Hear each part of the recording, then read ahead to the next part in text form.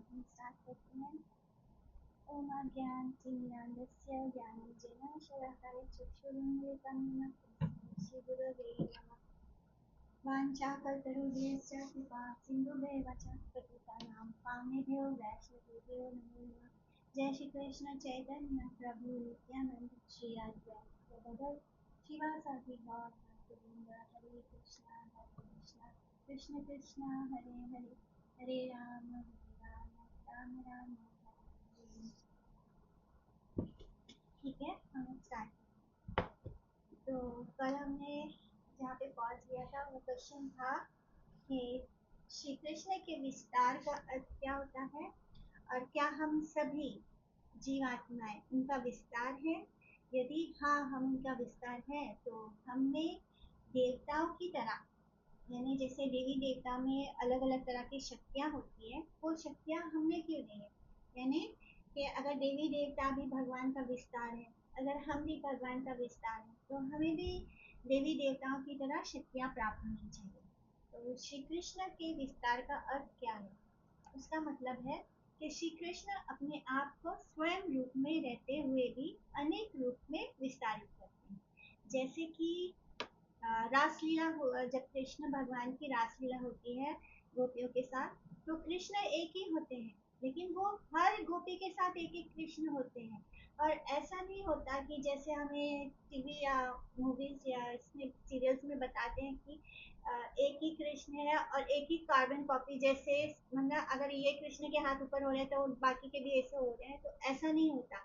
जो कृष्ण अलग अलग विस्तार करते हैं हर गोपी के साथ होते हैं, और हर गोपी के साथ उनकी लीला अलग हो रही होती है। यानी अलग अलग वो उनके भाव भंगिमाएं जो भी हैं, वो जितनी भी चेष्टाएं हैं वो अलग अलग होती हैं। ऐसा नहीं कि भगवान एक जैसे मिरर रिफ्लेक्शन की तरह एक ही जैसे पोज कर रहे हैं। यानी एक कृष्ण खड़े हैं और सामने बहुत सारे मिरर रख दिया जाए तो कृष्ण जैसे जैसे करेंगे तो सब मिरर में वैसा ही रिफ्लेक्शन आएगा। तो कृष्ण का विस्तार ऐसा नहीं होता है। कृष्ण अपने आप को विस्तार करते हैं और हर कृष्ण गोपी के साथ अलग अलग भाव भंगी नाम है होते हैं।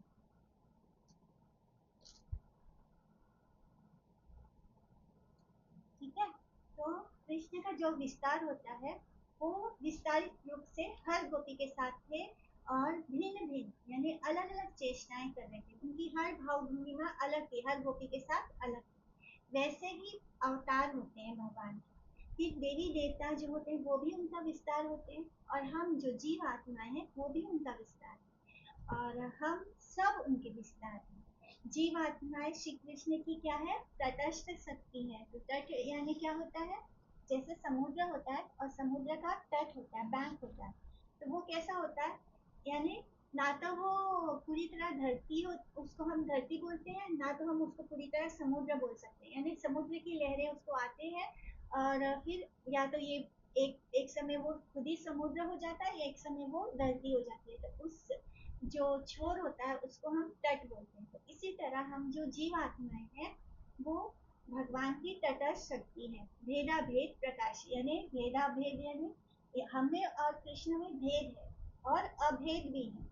यानी हम क्वालिटी में कृष्ण के जैसे हैं, उसमें हमारे अंदर और कृष्ण में कोई भेद नहीं, लेकिन हम क्वांटिटी में कृष्ण और हम में भेद है। हम कृष्ण की तरह नहीं हो सकते। हमारे जो शक्ति है, हमारा जो अ, हम जो कर सकते हैं वो लिमिटेड है, लेकिन कृष्ण के पास अनलिमिटेड शक्तियाँ हैं। जीव जो है, हम जो जीव आत्मा है वो बहुत छोटा है और प्रकृति के 3 गुणों के संग करने के कारण भिन्न भिन्न यानी अलग अलग गति को हम प्राप्त होते हैं।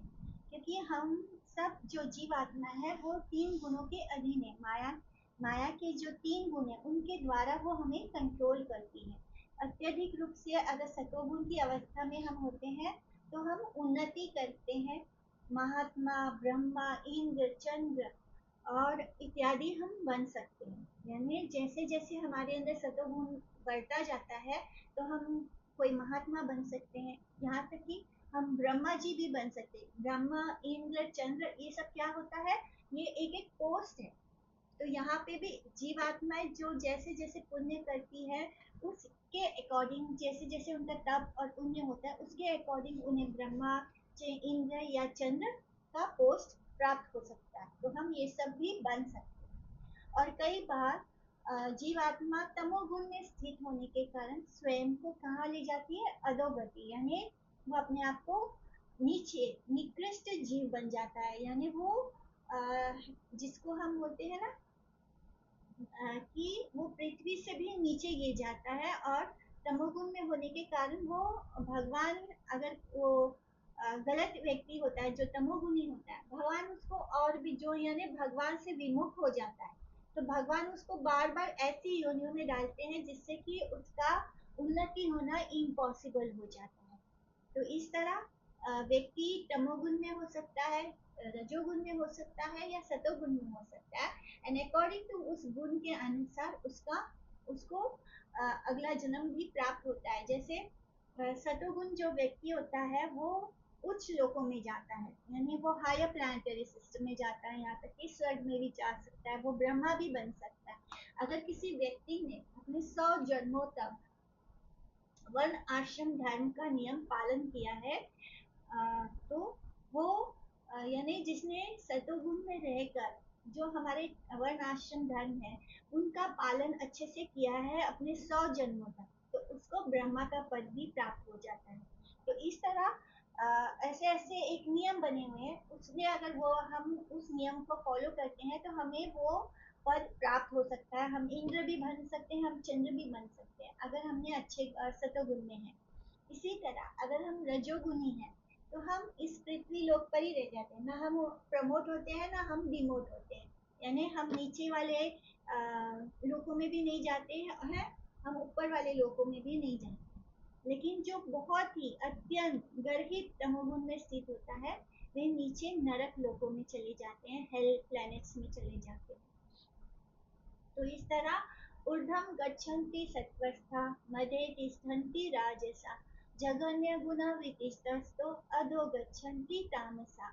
तो ये भगवद गीता का श्लोक है, चैप्टर 14 का, कि जो अच्छा होता है वो ऊपर चल सतोगुण में होता है, वो ऊपर के प्लैनेट्स में चले जाता है। जो राजसी गुण में होता है वो यही रह जाता है पृथ्वी लोक में। और जो तमोगुणी होता है वो और नीचे चला जाता है, डिमोट होता जाता है। नेक्स्ट क्वेश्चन इज कि श्री कृष्ण स्वयं के इतने विस्तार क्यों करते हैं। तो श्री कृष्ण ऐसा इसलिए करते हैं क्योंकि श्री कृष्ण स्वयं भगवान है, और स्वयं भगवान का एकमात्र कार्य क्या है, आनंद करना और करवाना। तो सृष्टि का कार्य या पृथ्वी का भार हरण उनका कार्य नहीं। तो जो भी काम काज होता है ये काम भगवान नहीं करते, भगवान का काम बस आनंद करना होता है। तो भौतिक सृष्टि जो है वो, जो मटेरियल वर्ल्ड है वो बहुत ही गंदा है, तो उनमें झाड़ू लगाने का काम भगवान का नहीं है। यानी इस धरती पे सफाई करने का काम भगवान का नहीं है। बहुत भगवान इसमें जो भौतिक गुण है वो भगवान को स्पर्श भी नहीं करते, माया जो है वो भगवान को स्पर्श भी नहीं करते। यानी भगवान में ही सब कुछ स्थित है, लेकिन भगवान उनसे फिर भी अलग है। तो इस संसार में भगवान कोई काम करते नहीं, भगवान श्री कृष्ण अपने गोलोक वृंदावन में ही रहते हैं, इसलिए जो बाकी का सब काम करना होता है। तो इसी तरह वो अपने मंत्रियों को, यानी जो देवी देवता हैं जो जिनके पास अलग अलग डिपार्टमेंट्स हैं, तो ये भगवान के मंत्रियों में, तो ये इसलिए भगवान इनका विस्तार करते हैं क्योंकि भगवान ये काम काज नहीं करते, वो बस आनंद करते हैं और आनंद करवाते हैं। इसलिए ये सब जो अन्य कार्य है, इस सृष्टि की साफ सफाई रखना, यानी भगवान यहाँ पे जो कुछ भी होता है, मैनेज होता है, वो सब कुछ भगवान अपने विस्तार के थ्रू करवाते हैं। तो इसलिए वे अपना विस्तार विष्णु तत्व के रूप में, शिव तत्व के रूप में, शक्ति तत्व के रूप में और जीव तत्व के रूप में करते हैं। फिर क्या देवी देवताओं की आराधना हमें भागवत प्राप्ति करा सकती है? क्या देवी देवता की पूजा करने से हमें कृष्ण प्राप्त हो सकते हैं? मैंने एक ऐसा प्लान मैंने हमें क्या वैकुंठ प्राप्त हो सकता है? क्योंकि यहाँ पे भगवद गीता में क्या बोला गया कि जो देवी देवताओं को फॉलो करते हैं वो कहाँ जाते हैं, वो उनके धाम को जाते हैं। तो देवी देवताओं का धाम भी इस 14 भुवन में है, यानी ये 14 प्लानिटरी सिस्टम जो है मटीरियल वर्ल्ड का, इसी के अंदर आता है, यानी ये भी खत्म होने वाला है। तो हमें भगवत प्राप्ति क्यों चाहिए? ताकि हम इस जन्म मृत्यु के चक्र से मुक्त हो सके। तो क्या देवी देवताओं की आराधना से ये पॉसिबल है? तो ये डिपेंड करता है कि देवी देवता शुद्ध भक्त हो सकते हैं और नहीं भी हो सकते हैं। यदि कोई देवता विशेष शुद्ध भक्त नहीं है और वह अपनी पूजा करवा कर अपनी जब हम उसकी पूजा करेंगे तो हम उसको प्राप्त होंगे, यानी उसकी पूजा करवा कर अपनी प्राप्ति करवाते हैं। यदि वे शुद्ध भक्त हैं तो वे भगवान श्री कृष्ण की प्राप्ति करवाते हैं। जैसे हनुमान जी हैं, अगर हम हनुमान जी की जो है वो राम जी के शुद्ध भक्त थे, अगर हम उनको उनकी शरण लेंगे तो हमें राम जी प्राप्त हो सकते हैं। अगर कोई शुद्ध भक्त है, कोई देवी या देवता, तो हम भगवान को प्राप्त भी कर सकते हैं। लेकिन अगर वो शुद्ध भक्त नहीं है, इसकी कोई गारंटी नहीं है, तो हम उसके धाम को जाएंगे, यानी फिर से जन्म मृत्यु का चक्र नहीं रुकेगा, सिर्फ हमारा लाइफ जो पीरियड है वो लंबा हो जाएगा। जैसे ब्रह्मा जी का जो एक दिन है उसमें हमारा 4 युग कितनी बार आके चला जाता है, तो इस तरह बहुत लंबा होता है। यानी ब्रह्मा जी का हमारी धरती, ब्रह्मा जी का एक पल, वन एक क्षण जो होता है वो हमारी धरती पे एक साल का होता है। तो हमारी लाइफ बड़ी हो सकती है, लेकिन हम जन्म मृत्यु के चक्र से मुक्त नहीं हैं। नेक्स्ट क्वेश्चन इज कि भगवान कृष्ण ने देवी देवता क्यों बनाए जिनसे बद्ध जीव हमेशा दुविधा में रहते हैं? यानी हम सब कंफ्यूज हो जाते हैं कि ये देवी देवता भी कोई हम भगवान समझ के उनको फॉलो करने लग जाते हैं। तो भगवान श्री कृष्ण का एकमात्र कार्य क्या है कि आनंद करना और अपने भक्तों को आनंद कराना। इसलिए उन्होंने भौतिक जगत जो कि गंदा है का संचालन करने के लिए देवी देवताओं को अलग अलग डिपार्टमेंट विभाग का प्रभारी बनाया है, डिपार्टमेंटल हेड बनाया है। जैसे कि अगर हमें ऊर्जा चाहिए, उष्ण चाहिए तो सूर्य देव है, वर्षा चाहिए तो इंद्र देव है, धन चाहिए तो लक्ष्मी देवी है, अग्नि चाहिए तो अग्नि देव है, वायु वायु के लिए वायु देव है। तो इस तरह जल चाहिए तो वरुण देव है। तो ये सभी भगवान श्री कृष्ण के मंत्री हैं। तो ऑब्वियसली जब ये लोग ये काम कर रहे हैं तो उनके पास इतना पावर होना चाहिए कि वो इस काम को कर पाए। तो हमें क्या भ्रम हो जाता है कि वो उनके पास इतना पावर है तो हम उनको ही भगवान समझ रहे हैं। भगवान श्री कृष्ण, विष्णु, नारायण, राम और अन्य अवतारों जैसे नरसिम्हा, वामन आदि में क्या भेद है? श्री कृष्ण भी हैं, विष्णु जी भी हैं, नारायण भी हैं, राम है, नरसिम्हा भगवान, वामन देव, इन सब में क्या अंतर क्या है? तो इसका उत्तर है कि सिद्धांत तटस्थ भेदे अपि श्रीशा कृष्ण स्वरूपयो रसेनोत्कृष्यते कृष्ण रूपमेशा रसस्थिति। यानी दो नारायण एंड श्री कृष्ण दोनों एक समान है, दोनों में कोई अंतर नहीं, लेकिन रस, रूप और ऐश्वर्य के भेद से श्री कृष्ण सर्वोत्तम है। जैसे भगवान कृष्ण में 64 कलाएं हैं और श्री विष्णु में 60 कलाएं हैं। यानी कुछ गुण भगवान जो श्री कृष्ण है वो संपूर्ण है, और वो जब अपने जो विस्तार करते हैं किसी किसी अलग अलग कार्य के, उसके अकॉर्डिंगली उनमें रस और ऐश्वर्य होता है। तो वे समस्त रसों के आश्रय हैं, वे रस भी हैं और रसिक भी हैं। तो इसलिए इतना ही भेद होता है कि वो अभिन्न है, लेकिन जो काम वो कर रहे हैं, जो कृष्ण है वो संपूर्ण रूप से उनके अंदर सारे रस, रूप और ऐश्वर्य है।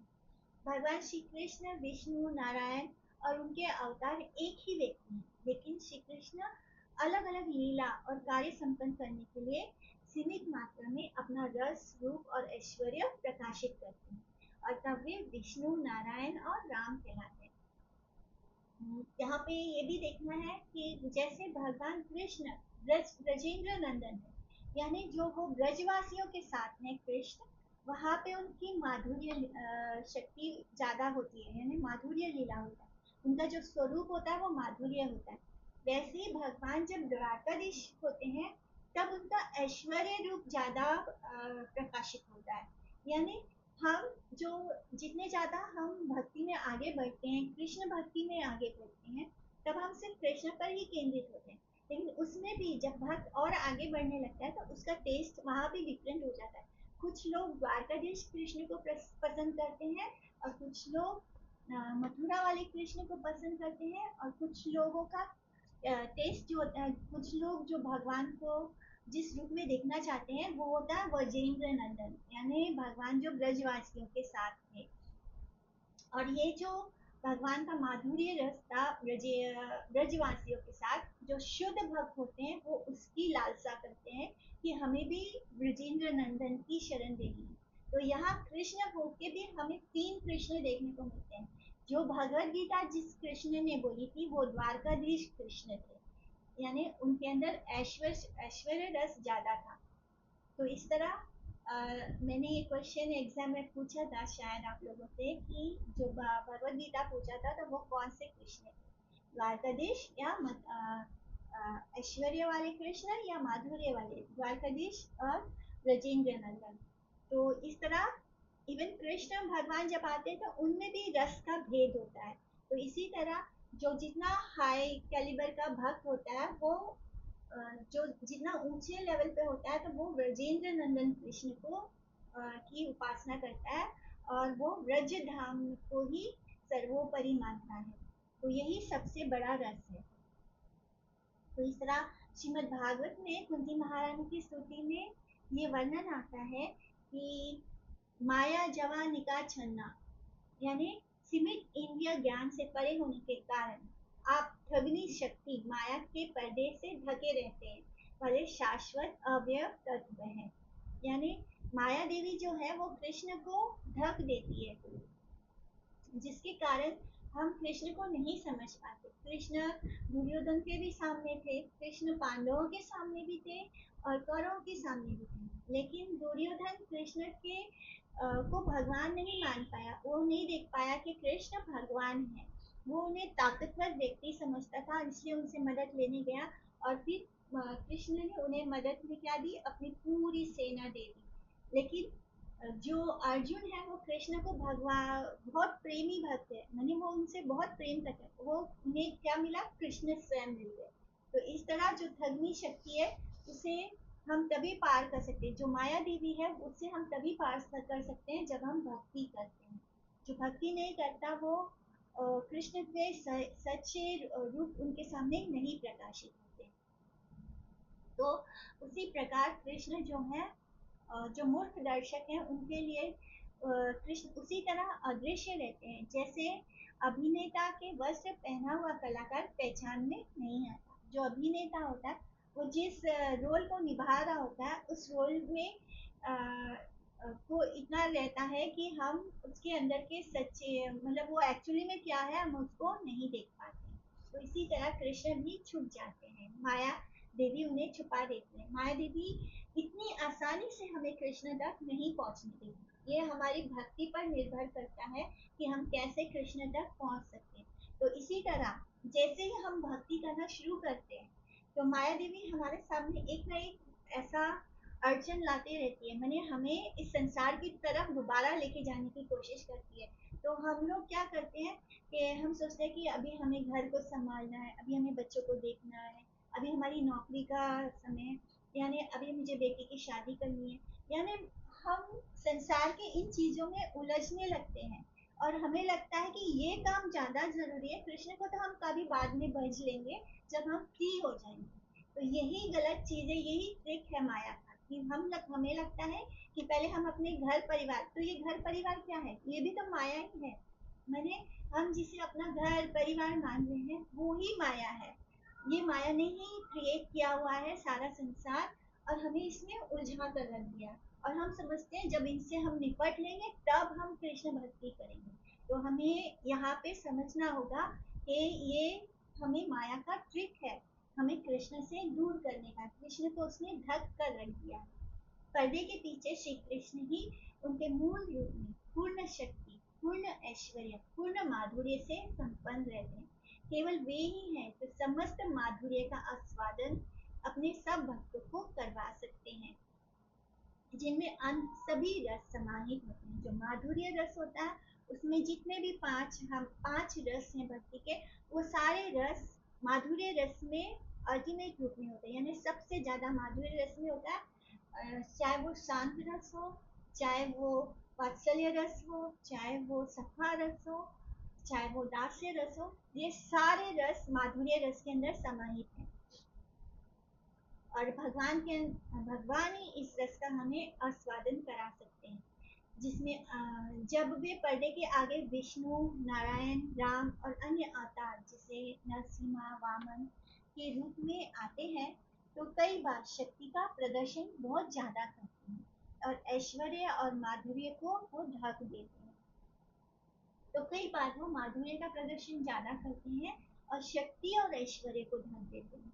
तो भगवान श्री कृष्ण दोनों आध्यात्मिक और भौतिक सृष्टि के एकमात्र स्वामी हैं और वे सृष्टि के एकमात्र रचयिता हैं। सृष्टि कार्य वे किसी और से नहीं करवाते। भगवान श्री कृष्ण जो जिनके अंदर 6 ऐश्वर्य संपूर्ण स्वामी हैं, वो सबसे ज्यादा सुंदर हैं, सबसे ज्यादा उनके पास ऐश्वर्य है, धन संपदा है, सबसे ज्यादा उनके अंदर वैराग्य है और सबसे ज्यादा उनके अंदर वीर्य है, शक्ति है।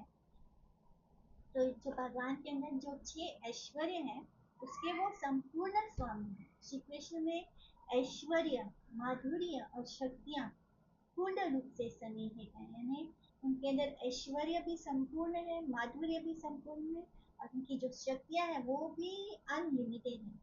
तो जो अन्य अवतार और विस्तारों में नहीं है, यानी उनके जो आगे बाकी के जो अवतार हैं या विस्तार है, उनमें वो सब कुछ परिपूर्ण मात्रा में नहीं होता। भगवान श्री कृष्ण वैकुंठ में अनंत अवतारों के रूप में विस्तारित होकर रहते हैं। तो जैसे हमारा गोलोक वृंदावन धाम है, वैसे ही राम जी का साकेत धाम है। जो लोग नरसिम्हा भगवान को की पूजा करते हैं, वो नरसिम्हा भगवान के धाम में जाएंगे। जो लोग वामन देव की पूजा करते हैं, वो वामन देव के धाम में जाएंगे। ये सारे धाम भी वैकुंठ ही है। तो इस तरह भगवान अपने अलग अलग अवतारों के रूप में वैकुंठ, उनका अपना अपना अलग अलग वैकुंठ धाम है, जहाँ पे हर भक्त जिस रूप में भगवान को की अर्चना पूजा करेगा, भगवान उसको उसी रूप में प्राप्त होंगे।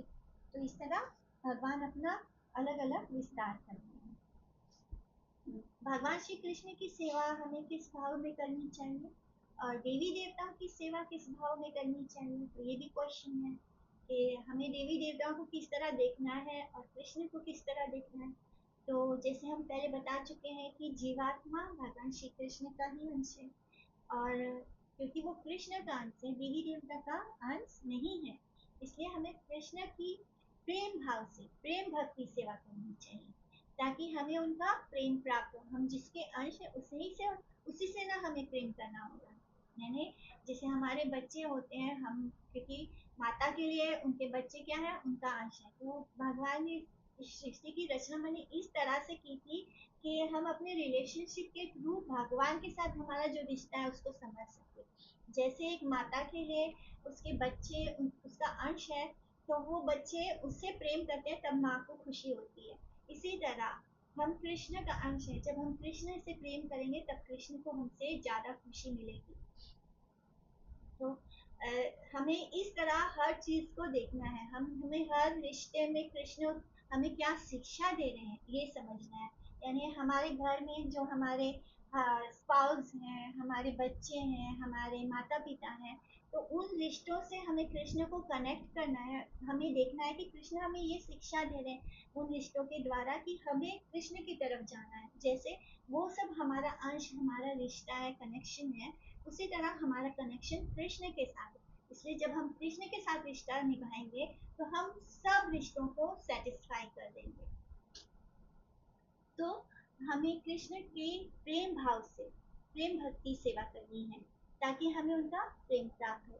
तो हमें देवी देवता का सम्मान करना है, ताकि क्योंकि वे हमारे जीवन में जितनी भी आवश्यकताएं हैं पूर्ण करते हैं। यानी ये जो देवी देवता है, इसका मतलब ये नहीं कि हम उनके अंश नहीं है। तो हमें यही देखना है कि वो भी कृष्ण के अंश है, हम भी कृष्ण के अंश है। कृष्ण ने उन्हें ज्यादा बड़ी रिस्पॉन्सिबिलिटी दी है, वो हमसे ज्यादा पावरफुल है और वो हमें बहुत सारे जो आवश्यकताएं हैं, जो हमें जरूरी चीजें हैं, वो हमें प्रोवाइड करते हैं। इसलिए हमें देवी देवताओं का क्या करना है, सम्मान करना है। हरे कृष्ण।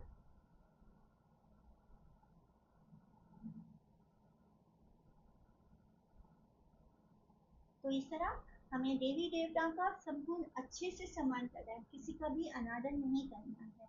और जैसे कि सूर्य हमें तेज और गर्मी देता है, अग्नि और आग, अग्नि से हमें आग मिलता है, वायु से हमें प्राण वायु मिलते हैं जिससे हमें सांस ले सकते हैं, इंद्र से हमें वर्षा मिलती है, वर्षा से धरती पर अन्न होते हैं, और जल मिलता है हमें, श्री लक्ष्मी से हमें धन प्राप्ति होती है, सरस्वती जी से हमें विद्या प्राप्ति होती है।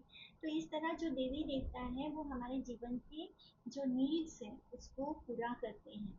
इष्टान भोगान ही वो देवा दास्यन्ते यज्ञ भाविता तय दत्तान प्रदाभ्यो यो भुंक्ते स्तेन एव सा। यानी जीवन की विभिन्न आवश्यक जो जरूरी चीजें हैं, जरूरतें हैं, उनकी पूर्ति करने वाले विभिन्न देवता यज्ञ संपन्न होने पर प्रसन्न होकर हम तुम्हारी सभी आवश्यकताओं को, तुम्हारे नीड्स को पूर्ति करेंगे। किंतु जो इन उपहारों को देवताओं को अर्पित किए बिना भरता है और निश्चित रूप से क्या है, चोर है। तो ये भगवद गीता का श्लोक है, चैप्टर 3 वर्स नंबर 12। तो उसमें क्या बोला है, कृष्ण क्या बोलते हैं कि वास्तव में हर एक देवी देवता ये सब उपहार श्री कृष्ण से प्राप्त करके हमें प्रदान करते हैं, और इसी कारण से हमें उनका सम्मान करना चाहिए। लेकिन प्रेम भाव से सेवा, उपासना और भक्ति हमें सिर्फ कृष्ण की करनी चाहिए। और ऐसे भी हम देखते हैं कि जो देवी देवता की शरण लेते हैं वो उनसे प्रेम नहीं करते, वो उसको हम भक्ति नहीं बोल सकते। वहाँ पे क्या होता है, एक बिजनेस होता है कि हम इतने सोमवार का व्रत रखें या हम इतने शुक्रवार तक व्रत करेंगे, हम ये चीज़ नहीं खाएंगे, हम खट्टा नहीं खाएंगे, या ये हम किसी अपनी इच्छा की पूर्ति के लिए करते हैं। तो इसको हम प्रेम नहीं बोल सकते। अगर हमारे अंदर सामने वाले व्यक्ति से कुछ लेने की भावना है तो इसे हम प्रेम नहीं बोल सकते। इसका सबसे सुंदर उदाहरण होता है कि माता पिता जब अपने बच्चों के लिए करते हैं तो उनके अंदर बच्चों से कुछ लेने की भावना ऑटोमेटिकली नहीं आती है, वो सिर्फ बच्चों को देना चाहते हैं। तो यह इस भावना को हम प्रेम बोलते हैं, कि जहाँ हमें लेने की इच्छा नहीं है, हमें देने की इच्छा है। तो जब ये चीज, ये भावना बच्चों के अंदर भी होती है कि वो भी माता पिता को सिर्फ देने की इच्छा करें, लेने की नहीं, तो ये इस दुनिया का सबसे सुंदर बने, सबसे सुंदर रिश्ता हो जाए। तो प्रेम की ये भावना होनी चाहिए हर जीवात्मा के अंदर, और हमें सबके साथ ये रिश्ता निभाने को मिले तो मैंने इस धरती पर ही स्वर्ग आ जाएगा। इसलिए कहते हैं कि इस धरती पर प्रेम नहीं है कि बिकॉज यहाँ पे रिश्ता जो होता है वो लेने और देने का हो जाता है, जिसको हम बार्टर एक्सचेंज बोल सकते हैं। एक एक तरह का बिजनेस हो जाता है। तो ये जो भगवान की भक्ति करने में देवी देवताओं की क्या भूमिका होती है। देवी देवता शुद्ध भक्त हो भी सकते हैं अथवा नहीं भी हो सकते हैं। शुद्ध भक्त देवी देवता हमें श्री कृष्ण की भक्ति प्रदान कर सकते हैं, और जो देवी देवता शुद्ध भक्त नहीं है उनकी पूजा करने से हमें भौतिक सुख प्राप्त, जो हमारे जीवन का परम चरम लक्ष्य नहीं है। यानी इस मटेरियल वर्ल्ड की चीज़ों को पाना ये हमारे जीवन का गोल नहीं है। मनुष्य का गोल क्या है, हमारा धर्म क्या है कि हम भगवान के नित्य दास हैं और हमें कृष्ण को प्रेम करना है, कृष्ण के धाम को वापस करना है। भगवान राम, भगवान शिव की पूजा क्यों करते हैं? नहीं, राम तो विष्णु है तो शिव जी की पूजा क्यों करते हैं जबकि वे स्वयं भगवान हैं? तो भक्त भगवान की पूजा करते हैं और भगवान जो है वो भक्त की पूजा करते हैं। इस तरह दोनों एक दूसरे को प्रेम प्राप्त करते हैं, और भगवान तथा उनके भक्तों के बीच में प्रेम का आदान प्रदान की स्पर्धा रहती है, यानी दोनों के बीच कंपटीशन होता रहता है। भगवान राम विष्णु है और वैष्णव में श्रेष्ठ कौन है? शंकर। वैष्णवा नाम यथा शंभु। तो जो शिव जी है वो परम वैष्णव है, 12 महाजनों में से एक है, और विष्णु राम जी जो है वो विष्णु है। तो भक्त और भगवान में एक परस्पर कंपटीशन होता रहता है। तो भगवान कभी कभी अपने भक्तों की महिमा मंडन करने के लिए, उनका ग्लोरिफिकेशन करने के लिए तो उनकी पूजा करते हैं। एंड इनफैक्ट श्रीमद् भागवतम में आता है कि भगवान अपने भक्तों के पीछे पीछे चलते हैं ताकि जो भक्त आगे चलते हैं उनके पैरों से जो रज उड़ के पवन के साथ आती है वो उनको स्पर्श करे। यानी भगवान अपने भक्तों के चरण की रज की लालसा करते हैं। तो ये भगवान और भक्त के बीच का बहुत सुंदर रिलेशनशिप होता है। भगवान श्री कृष्ण के भक्त भौतिक जगत में कठिन जीवन व्यतीत करते हैं, जबकि देवी देवताओं के उपासक समृद्धिपूर्ण जीवन जीते हैं। तो ये कैसे समझा जाए कि कृष्ण ही परम भगवान है? तो भगवान श्री कृष्ण के भक्त इस मटेरियल भौतिक जीवन में कठिन जीवन ही व्यतीत करते हैं, ये सच नहीं है।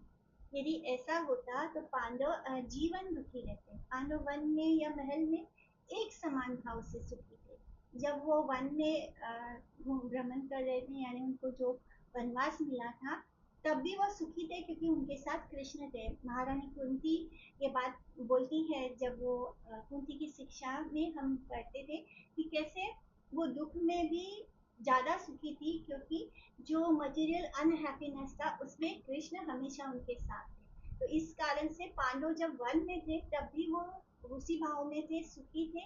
और जब सारा महाभारत खत्म होता है तब उन्हें पूरा राजपाट प्राप्त होता है, तब भी वो सुखी थे। यानी वो उस सुख का उनके मटेरियल सिचुएशन से कोई लेना देना नहीं है। भगवान का भक्त दिव्य स्तर पर होता है, इसलिए उनका डिवाइन लेवल होता है, इसलिए उनको सुख और दुख दोनों एक समान लगते हैं। माने हम जब तक मटेरियल लेवल पर हैं तो हम मटेरियल चीज़ों की कमी को दुख बोलते हैं, और मटेरियल चीज़ों यानी का जो अगर अधिकता होगी तो हम उसको सुख बोलते हैं। लेकिन जो भक्त होता है वो इस मटेरियल लेवल पे नहीं होता, वो स्पिरिचुअल लेवल पे होने के कारण ब्रह्मभूत प्रसन्नात्मा, ना सोचती ना कांक्षती, समा सर्वेषु भूतेषु मद भक्ति लभते परम।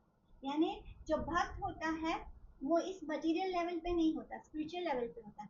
तो उसको मटेरियली उसके पास कितना भी पैसा हो या बिल्कुल पैसा ना हो, तो भी उसके लिए ना तो वो दुख है ना तो वो सुख है। उसका सुख है कि वो कृष्ण के कितने संपर्क में है, कृष्ण के कितने साथ हैं। जितना कृष्ण के पास होते हैं वो उसके लिए परम सुख होता है। तो भक्त का सुख भगवान के साथ होता है। तो इस प्रकार जो दिव्य पद पर स्थित है वह तुरंत पर ब्रह्म को अनुभव करता है और पूर्णतया प्रसन्न हो जाता है। वह ना तो कभी शोक करता है ना कभी किसी वस्तु की कामना करता है। वह प्रत्येक जीव पर समभाव रखता है, सब में कृष्ण को देखता है। इस अवस्था में वह मेरी शुद्ध भक्ति को प्राप्त होता है। जो प्रहलाद महाराज थे वो बचपन में उनके पिता ने उनको बहुत दुख यातनाएं दी, लेकिन स्पिरिचुअल लेवल पर उनको कोई दुख नहीं हुआ। भगवान ने उनको हजारों वर्षों तक पूरे सात जितने ब्रह्मांडों के राज्य का सुख प्रदान किया था। अन्य को लगता है कि भक्तों को दुख है, लेकिन भक्त को पूछो तो वो दुख का अनुभव ही नहीं करते, क्योंकि वे दिव्य स्तर पर हैं, स्पिरिचुअल लेवल पे हैं। यदि भक्तों को दुख होता तो कोई भक्ति ही नहीं करता। भक्ति हमें दिव्य स्तर पर ले जाती है, जहाँ सुख और दुख हमेशा दिव्य आनंद में एक समान लगते हैं, यानी ब्रह्मभूत प्रसन्न आत्मा। यदि ऐसा ना होता तो कुंती महारानी ने सारे विश्व का राज्य मिलने पर भी दुख नहीं मांगा होता, क्योंकि जब मटेरियली वो सुखी नहीं, मटेरियली उनके पास कुछ नहीं था, तब उनके पास कृष्ण थे। विपदा संतुता शश्वत तत्र जगद्गुरु भवतो दर्शनम यस्यात् पुनर्भव दर्शनम। यानी मैं चाहती हूँ कि ये सारी विपत्तियाँ बारंबार आए, जिससे हम आपका दर्शन पुनः पुनः कर सकें, क्योंकि आपके दर्शन का अर्थ है कि हमें बार बार होने वाले जन्म तथा मृत्यु को नहीं देखना पड़ेगा। यदि जब भगवान के दर्शन होंगे तो क्या होगा, हमें बार बार जन्म नहीं लेना होगा, हमें बार बार मृत्यु नहीं प्राप्त होगी। भक्त यदि दुखी रहता है तो यह समझना चाहिए कि उनकी भक्ति परिपक्व नहीं है। यानी अगर हमें मटेरियल चीज़ों को लेकर दुख हो रहा है भक्ति करने के बावजूद, यानी तो अभी हमें और भक्ति करने की जरूरत है, अभी हम भक्त नहीं हैं। इसलिए हमने कभी भी खुद को, इस बात को हमेशा समझना कि कभी खुद को भक्त नहीं बोलना, कभी मत कहना कि मैं एक डिवोटी हूँ। हम सब सिर्फ एक साधक हैं। बिकॉज जिस मोमेंट हम ये बोलेंगे कि हम भक्त हैं, हमारी भक्ति वहीं पे खत्म हो जाएगी। तो हम अब हमारे मन में अभी संसार के प्रति क्या बोले, अभी है, अभी हमारा अटैचमेंट है संसार में। तो जब तक हमें इस संसार से कुछ ना कुछ थोड़ा सा भी अटैचमेंट है तो हम सिर्फ साधक हैं, हम भक्त नहीं हैं। तो इसलिए अगर कोई ऐसे लगता है कि भक्ति करने के बावजूद भी है, ये हमारे लिए है, हमें दूसरों को नहीं बताना। अगर हमें अभी भी ऐसा लगता है कि हम दुखी हैं भक्ति करने के बावजूद, इसका मतलब होता है कि अभी हमारी भक्ति मैच्योर्ड नहीं हुई। देवी देवता के भक्त जो होते हैं वो भौतिक सुख समृद्धि का अनुभव करते हैं, यानी मटेरियली उनके पास बहुत सुख समृद्धि होती है, लेकिन भौतिक सुख जो होता है वो अंदर के दुख निवृत्ति नहीं कर सकता। हम देख सकते हैं कि मटेरियल चीजें कितने भी हो, उसका मतलब ये नहीं होता कि हम सुखी होंगे। भौतिक सुख के बाद दुख आएगा ही आएगा। इसी तरह सुख दुख का आवागमन होता रहता है, यानी आना जाना चालू रहता है। अगर सुख आता है थोड़ी देर में दुख आएगा, क्योंकि अगर दिन होता है तो रात भी होगा और रात है तो दिन भी होगा। जिस प्रकार एक पिता अपनी संतान के अत्यांतिक सुख का ध्यान रखते हैं, जबकि चाचा क्या करेगा, वो उसके क्षणिक सुख का ध्यान रखेंगे। उसी प्रकार भगवान श्री कृष्ण परम पिता होने के नाते जीवात्मा के आंत्यांतिक सुख की परवाह करते हैं। जो इटर्नल हैप्पीनेस है भगवान उसकी चिंता करते हैं। परंतु जो देवी देवता होते हैं वो हमें क्षण भंगुर यानी क्षणिक सुख देते हैं, जो कुछ मोमेंट के लिए रहता है फिर चला जाता है। हम कोई नई चीज खरीदते हैं, उसका सुख कितनी देर है, कुछ देर के लिए। घर में कोई नया चीज आता है, कोई कोई भी नई चीज आती है, वो सुख कितनी देर रहता है, थोड़ी देर के लिए रहता है। ऐसा नहीं होता कि इटर्नल है। आज हमने एक नया फोन खरीदा तो इट इज नॉट नेसेसरी, एक महीने के बाद उस फोन से लगाव खत्म हो जाता है कि वो बोर हो जाते हैं, वो वैसा फील नहीं देता जैसे हमने नया खरीदा था तो तब हो रहा था। तो ये सब मटेरियल चीजें जो होती हैं, जो देवी देवता हमें देते हैं, वो क्षणिक। तो इस तरह आज की क्लास को हम यहाँ पे स्टॉप करेंगे, और जो है बाकी वो हम नेक्स्ट क्लास में क्वेश्चंस ले लेंगे। ये बहुत ही इंटरेस्टिंग है, हम आगे नेक्स्ट क्लास में इसको कंप्लीट करेंगे। किसी को कोई डाउट है, कोई क्वेश्चंस? ठीक है, हम क्लास में यहाँ पे स्टॉप करते हैं। वांछा कल्पतरुभ्यश्च कृपा सिन्धुभ्येव च पतितानां